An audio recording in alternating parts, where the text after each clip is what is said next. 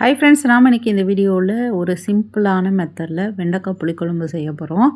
ரொம்ப கம்மி இன்க்ரீடியன்ட்ஸ் தான், ஆனால் நாக்குக்கு நல்லா உரப்பாக இருக்கும். எப்படி செய்யலாங்கிறத பார்க்கலாம். ஸ்டவ் ஆன் பண்ணிவிட்டு ஒரு மண் சட்டி வச்சுக்கோங்க. அரை குளிக்கரண்டி அளவுக்கு நல்லெண்ணெய் விட்டுக்கலாம். கடுகு போட்டு தாளிச்சிக்கலாம். சின்ன வெங்காயம் பொடியாக நறுக்கினது, பூண்டு ஒரு 6-7 பல்லும் பொடியாக நறுக்கிட்டு இது கூடவே ஆட் பண்ணி நல்லா வதக்கிக்கலாம். நல்லா வதங்கி வந்ததுக்கப்புறம் ஒரு பெரிய சைஸ் தக்காளி ஒன்று பொடியாக நறுக்கிட்டு ஆட் பண்ணிக்கலாம். இதெல்லாம் நல்லா வதங்கி வந்த பிறகு நம்ம க்ளீன் பண்ணி வச்சுருக்கிற வெண்டைக்காயை பொடியாக நறுக்கிட்டு அதையும் நம்ம இப்போ ஆட் பண்ணிக்கலாம். வெண்டைக்காய் நல்லா வதங்கி வரணுங்க. ஒரு 5 நிமிஷத்துக்கு மீடியம் ஃப்ளேமில் வச்சுட்டு நல்லா வதக்கி எடுத்துக்கலாம். வெங்காயம் நல்லா வதங்கினதுக்கப்புறம் புளி கொஞ்சமாக ஊற வச்சுருந்ததை நம்ம கரைச்சி இந்த ஸ்டேஜில் நம்ம ஊற்றிக்கலாம்.